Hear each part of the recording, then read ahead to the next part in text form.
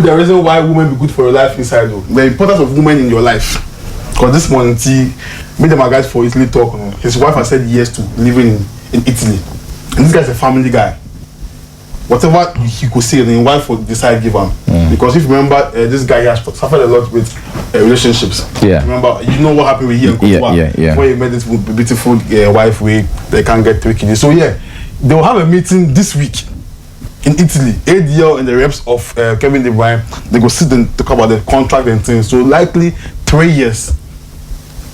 So it's likely to be on De Bruyne to join Napoli and play for Antonio Conte. Likely, he will go Italy. Because in wife talk say yes, he won't play Italy right now. It's okay. So this deal will happen. Very likely to happen. But how certain are you that with Napoli? But with the year say he buy house. He buy Villa for there too. He buy Villa for Italy this weekend. But one thing to be seen, let me go there. The Saudis are lurking. They are monitoring low key. They can bring in big money and hijack the deal. And also if you go to US too, the same deal they gave Messi, they can bring him something like similar. So even though Napoli are leading the race, it's not a done deal yet. Because the MLS are watching and Saudis are also watching. They can bring him a big money. But what is helping is that his wife would like to stay in Italy and he can play football there. And their kids will come to school there too in Italy. So as it stands now, Kevin De Bruyne to Napoli to play for the champions is very, very likely to happen. Make me move on. If you're okay. Okay. So yes, that'll be De Bruyne on to. Then next one, Florian Wirtz, Liverpool fans, then really shocked say this guy they come to our club. But a phone call happened during the weekend that made the move advance for Liverpool. I mean, who is the coach of Bayern Munich, Vincent Kompany? Who is the coach of Liverpool? Slot. These two coaches, if they pick phone talk plus player for the phone topper, who will be convinced? So apparently, Slot has been able to convince Fabian Ruiz to come to the team. But there's a problem I have here. This guy is a traditional number 10. Last season, we saw Liverpool play a flat midfield with different kind of instructions. So we don't know what a Slot wants to do. Either he will go to maybe a 4-2-3-1 or a double 10 in the 3-back system this season. That's why he's bringing this boy on board. But if the guy comes to the EPL, he has to adapt to EPL. Playing in the flat three, he has to adapt with good instructions. But I've seen him also play up front sometimes when they needed him to play. As a false nine. As a false nine. He has the attributes to even play as a 9. Good. He can play from the left where Salah plays as well. So is he not looking at a long-term replacement for Mohamed Salah, a player with a similar profile to Salah? To be a fox in the box kind of. It's kind of a player who can operate and get you goals. This guy had a very long-term injury and coming to a league where it's very physical, he had to adapt. And he's very comfortable playing as a traditional number 10 with pivots behind him. But apart from Salah, who else is there to give Liverpool the goals they require? I'm sure there's that thought in mind with this transfer. Yeah, good. That is why I'm wondering the kind of approach his Slot is going with next season. Is he going with the same 4-3-3 with different instructions, or is he going with the 4-2-3-1? Because he has even brought in fullbacks who are very offensive. That's Gyökeres is coming in. We can even go there next. Gyökeres, they were. Yeah. Okay. A little bit on great. Okay. What gets me about this move is the fact that Slot has noticed in losing Trent, he's going to lose a big creative figure in his team. And Salah being a year older, the question is, will he be able to carry that attacking and creative burden, that goal scoring and creative burden alone? So this is where this guy makes sense, in that he's coming to give you that creative security you need in the absence of a Trent and the Salah, who might be a year older and cannot give you that consistency he gave you last season. Okay, so let's see how that one goes. But it's not a done deal yet, but a very advanced deal to be done probably this week. It will be on for Liverpool fans to enjoy Florian Wirtz. Let's move to still at Liverpool. Gyökeres, this guy, very good season with Bournemouth. City were interested in him, same as Madrid, but likely he will join his brother who's from Hungary, at Liverpool. And he's a flying fullback, typical attacking player. So I'm wondering, again, what is the approach for Slot this season? Because last season when he came in, Slot Arnold became defensively sound, same as Robertson. But this guy defensively, he won't give you that assurance that he can stop maybe fullback wingers. But going higher up the line, he can do a job for you. He can overlap and do a job for you. So he has gone in for Frimpong and also Kekes, likely to be done very soon. So we want to see. I'm asking Liverpool fans, you've gone in for 2 attacking-minded fullbacks. So next season, we are likely to see a different slot system. But what will help is say we don't know the kind of system he's going in with. That will not help opponents. Let's say he goes to preseason and play a 3-back system. You have to now learn how Slot wants to play this season and come and match or face him. If he goes to the 4-1, look at the instructions he will give Kekes and Kono. What will he want to do with his approach? So very tricky buy for Liverpool, but it's positive because this guy is quality. Fabio Rest is also quality. And brought him from onto very quality players that they've brought on board. Let's move to Chelsea fans. They here. If they see these 2 guys, they'll be fuming. They'll be angry. Because just this weekend, they have made Champions League football. And the rumors and the reports are saying that they are going for Delap or Hugo Ekitike. So they are angry. But if they see this, they'll be fuming. But if I show them this, they'll be happy. If you show them this, they'll be happy. This is Gyökeres and this is Delap and Hugo Ekitike. Per started numbers, Chelsea has spoken to Delap. And now that we have UCL football, they are very convinced that they can bring him on board. As same as Hugo Ekitike to £85 million. That's what the club is asking for. Fans for they're asking for £85 million for him to move from Germany. But you see, let's look at the angle of Chelsea fans. Are they happy? They are not. Because these 2 profiles are just like Jackson to them. They want a fox in the box. This guy is scoring goals for fun in Portugal. 50 goals plus. You see, so Chelsea fans see this picture and they are happy. They are very okay that Gyökeres coming to Chelsea will do a job for them in the box. But when you go to Hugo Ekitike and Delap, they are not okay. You have Champions League football right now. Go in for the big boys.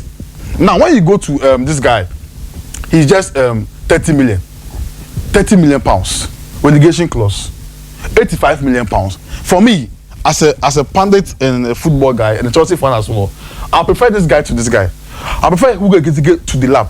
But then again, I will join Chelsea fans and say, I want this guy. Because he is scoring goals for fun for 2 years. When he moved from Coventry to Sporting Lisbon, he is scoring goals for fun. He has 60 million release clause, which is so easy for you to trigger. And if you look at his wages to her, it will even get maybe 150,000 a week. So what are we waiting for? And speaking of him, I have the Chelsea badge here, but Arsenal are advanced in this deal. Arsenal spoken to him and Sesko. They want to choose one. Mikel wants Sesko, per my reports, and the board wants this guy. So in Chelsea, you can even land these people, and you won't get Gyökeres. So money. They want the big boy.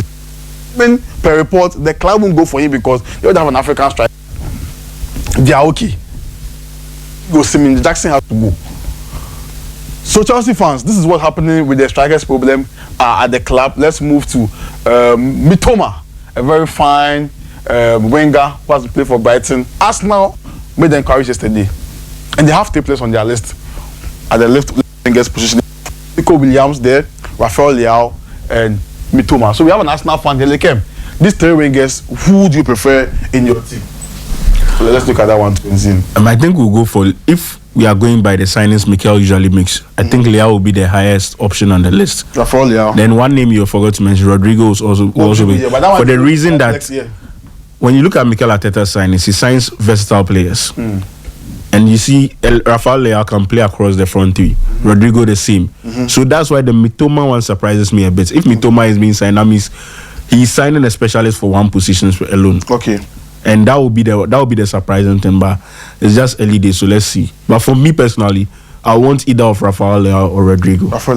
But in all this, what makes me excited is the conversation around Arsenal needing a winger, because personally, I feel we need a winger more than a striker, a centre forward. Honestly. These are 3 top names for Arsenal on the left wing: Mitoma, Rafael Leao, and Nico Williams. In your estimation, who are you going for if you have to land one of them for Arsenal? Which of them? So Sorry. Which of them plays as a centre forward? That's my first question. Okay. Because that's what they need. Look, it's order of priority for me. Okay. Look, as of now, Saka will be there. Martinelli will be there. Nwaneri. I feel they don't even give Ethan enough chances. It is not a priority to me. Arsenal need at least 2 strikers. If they get one, and unfortunately, he gets injured before December, what happens? They probably don't get 2 high-profile strikers, but they need a high-profile striker, and they need a backup. Or an inside forward, perhaps. Yeah. Before we can discuss anything else, to me. Because a winger is not a priority to me. A winger is. You feel like A winger is a priority. Listen, At this point in time, A winger is a priority. Listen, Yes. Arsenal, you see, if you don't want to tweak your game plan and you want to stick to it, look, when you have a centre forward, the pressure on the wing play comes down. Yes. You can go centrally. You understand? And Arsenal's failure to vary their tactics is what makes them predictable, especially on the biggest of stages. Against PSG, which was their biggest game of the season, they had a chance to progress to the next stage, the semis. What was important? Look, in the last 50 minutes, I was just telling my man Eliofe that in the last 15 minutes, you saw them free Saka from that wing when he came into the middle and was making those incursions. Arsenal from the middle are deadly. Maybe because they've missed Havertz for a while, they are not seeing it. But you might need a winger to. I mean, it won't be a bad option. But I'm talking about order of priority. This should not be top of Arsenal's list. Rafael Leao, I think he's good. He has the quality. I'll probably pick him above the rest you've mentioned. Mitoma, I have nothing against any of them. But I'm looking at Arsenal's priorities. How they have to vary their game. They need dynamic players who can help tweak a system. Because sometimes when you are found out, you need a plan B, you even need a plan C. You understand? So for me, the centre forward role comes primarily before we look at any other option. But from these 3 options, I'll probably go Rafael Leao. Absolutely. Yeah. So who's next on your list, Fabrizio? Jack Grealish, don't call me.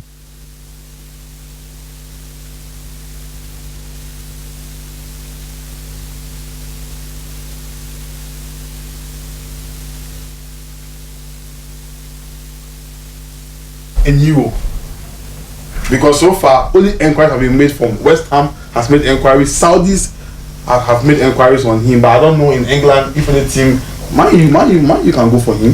The funny thing I'm thinking. For me, I see 2 options for him.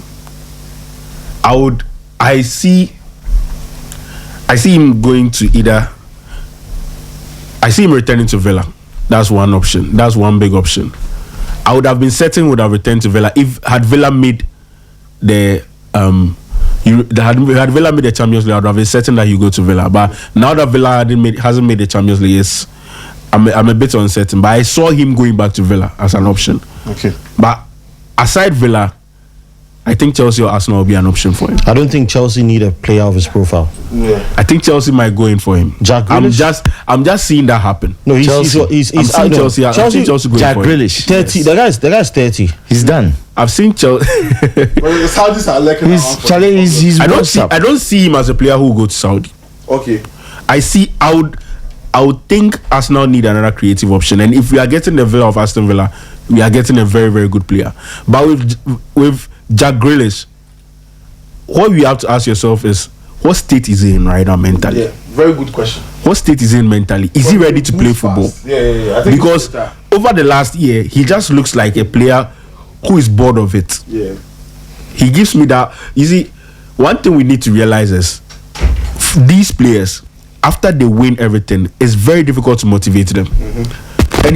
And since he won the treble with City, it just looks like he's not motivated that much. Okay. And that's my big worry about Jack Grealish. Okay. What are you getting? What player are you getting? Okay.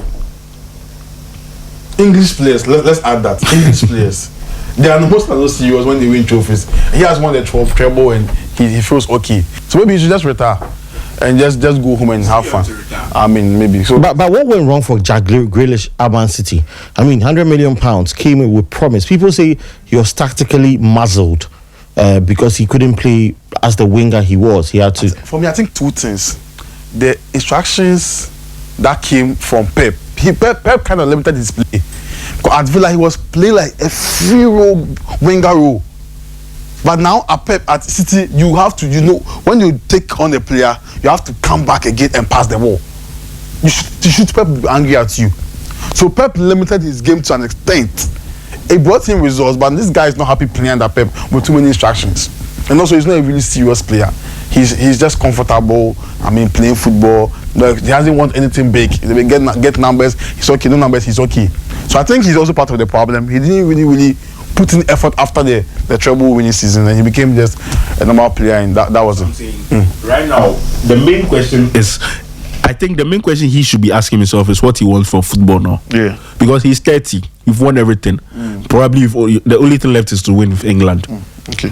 I don't think he's going to make the England squad any moment from now with the way he's playing. So he just needs to ask himself what more he wants from club football. Exactly. If he wants to go back to his boyhood club and just for the emotional side of it and to end his career there, I understand him perfectly. But if he still wants to play for any of the top clubs at the top level, then he needs some introspection, and he needs that mental check. Because for me, his talent is without question one of the best number 10s England has produced, like the English national team has produced in a long time. He just needs to fine tune his mind. He just needs to motivate himself. The best motivation he can get is from within. He just needs to motivate himself. Yeah. Let's look at the next story. This one is very sensitive to me because he's a young guy, and these young guys, they can make moves that can make and unmake them. So you have to be careful. Now this guy, Jobe Bellingham, baby or junior Bellingham, he plays like his brother. I was watching the cup final and you think it's Bellingham playing for a championship side. I was like, wow, this guy, are they twins? I was wondering. Now Frankfurt have made inquiries. Also Dortmund has spoken to his agents. They want him to come. Dortmund are trying to use European football to convince him. But his team has qualified for the Premier League. And that's why I come to you guys. So if you are Jobe Bellingham, you have two offers on the table, Frankfurt and Dortmund, to go to Germany and like follow your brother's footsteps, or Sunderland, not a bad club in England. They have their traditional club, the Black Cats. They are back in the EPL. You stay with them and play and have fun and build your CV there. Don't be like your brother. I mean, if you follow your brother's footsteps, they'll link everything to your brother. You are following his footsteps. You are going to Germany too. To do what there? You are in England. Proper PR is here for you. In my estimation, you stay here and play. Even if you are relegated, your brother's name and your goodwill will save you in England. So for me, guys, I mean, there are two offers on the table for him, Frankfurt and Dortmund. But what do you guys also think about this? I mean, for me, stay at home. Eustace, would you say Jobe Bellingham should stay and play with Sunderland, or he should consider going to Germany like his brother did? To be honest, I haven't really watched Jobe into detail, but from the championship final, playoff final I saw, he looks like he has potential. I don't think he's a finished article by any means. And I think the right decision would be to stay with Sunderland and further develop. Moving outside of Germany because Jude did, there's no guarantee. But when Jude did, he was a championship player too. Yeah, but that's what I'm saying, that's the mistake. Yeah. People actually think that it will follow a certain sequence. Yeah. There are no guarantees. Mm-hmm. He may go and may flop. You remember him again. But I mean, if he has a good development pathway, like Chukwuemeka who went to Dortmund. If he has a good development pathway at Sunderland, I think he needs to stay at least a season more, face the Premier League. Jude didn't have that opportunity to move straight from Championship to the Premier League. Mm-hmm. He had to go via another route and excel there. But if he can make it in the Premier League, he has to carve his own name. Yeah. So I think the right decision, if you ask me from my perspective, is to stay and develop in Sunderland. It's going to be a long season for them. Mm-hmm. They won't have it as they had it in the Championship. The challenges will be bigger. The fiscal demands will be more. It will help in the way he finally develops as a player. So I think the Premier League is the best training ground he will get. Absolutely. Okay, let's move to the next player. That's Tijani, Rangers, and this guy Just this morning, Man City flew to Italy. They sat with AC Milan board, and they were like, "We are willing to pay anything you want, so we can get this guy for the club World Cup." And Milan asking for £65 million. So maybe throughout this week there will be negotiations, and maybe they will lower the fee, and he can join City for the club World Cup. Already we have Rodrigo coming back, and so the question is that, is he coming in at the time they need him, or this is like a luxury buy for City again? Because this guy is not a bad player, one of Milan's best players, and if he goes to, let's say, a United, Atletico Madrid, he will do a good job at the big clubs. But at City, where they've brought in players in the January transfer window, and also Rodri coming back, do they need Tijani Rangers in their midfield? Well, I think Rodri needs some time to get back to speed. He just come back from injury, substitute appearance, etc. But the Club World Cup is probably crucial to Pep Guardiola. He knows what he wants from it. He wants a player who's got momentum in his legs. I don't think he and Rodri are the same kind of player, to be fair. He's more dynamic. He's more dynamic, etc. So, maybe Pep is planning long term, something that I believe he didn't do enough that caused him this season. So he's looking to genuinely reinforce the squad, and it may be just an addition and not a replacement, as you think. Okay. Let's move on to this fantastic guy who scored 20 goals in the APL this season, Mbeumo, and he has told his agent he wants to leave Brentford. He has confirmed he wants to leave Brentford this season, and I have two names for us here: Arsenal and United.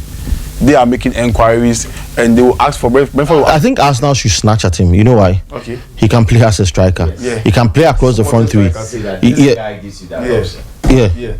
Yeah. I mean, Arsenal should snatch at him. Guy.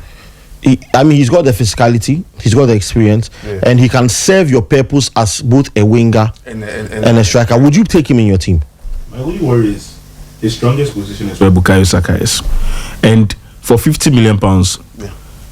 And Saka aside this season has been a mainstay in the team. But he barely gets injured. But he's played on the right as well. Yeah, but his strongest. If you watch the statistic of his games, about 80% is on the left, on the right. But now if you see how they play, now if you see how they play he and Wissa, they play them in like a 4-4-2. Yes. So he plays more. Yes. But I mean, coming from an Arsenal fan, this man should know that when Thierry Henry walked into the club, his position was altered. Yeah, his position was altered. But it can always. I'm looking. Don't get me wrong. I think he's a very good player. I'm looking at the price and the position. If he was a right-footed player, I would have been all over this. But the position he is one of our strongest. For me, I think if for a winger, Arsenal are going to sign a striker, centre for no problem like that. It's going to be either Gyökeres. From what you know, Arsenal now is going to be either Gyökeres or Sesko. Now the second option is, will he be okay as a second option? I don't think for the balance of squad he's going to be happy being a second option to either the centre forward or the but he right comes and proves himself and goes up the pecking order. You can anyway. Let's move to the next person. That's what I'm saying. For me, if he was a right-footed player, I would have been all over it. Even for United, I think United are sorted in that position with Amad Diallo. Are they going to buy him with that in mind? Because United need players elsewhere. So are they going to spend 50 million on someone who I think Amad has been their best player this season? Are they going to spend that much money in that position? Yeah. So let's see if other clubs will come for Mbeumo. But let's go to this young guy, Garnacho. He's angry. His people are very angry. At United, he didn't start in the final, Europa final, so they were very, very angry. But in January, something happened.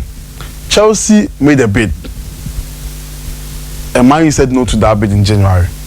They wanted to bring him to Stamford Bridge, but they said no to the bid that Chelsea made, around 40 million pounds. And now Chelsea's on the list. They want him. But this morning, Napoli made inquiries again about trying to get Garnacho on board for Antonio Conte, who will stay as Napoli. He won't leave. We saw the rumors this morning. Conte will not leave Napoli. He will stay. Confirmed. So Garnacho is leaving United, and only Napoli are making serious inquiries about trying to get him on board. Man U asked for 50 million pounds, and I don't know if because of his numbers this season, if teams will get that 50 million pounds for United. But what do you guys think about this deal? Napoli for Garnacho, free roll, doesn't make sense to anybody here.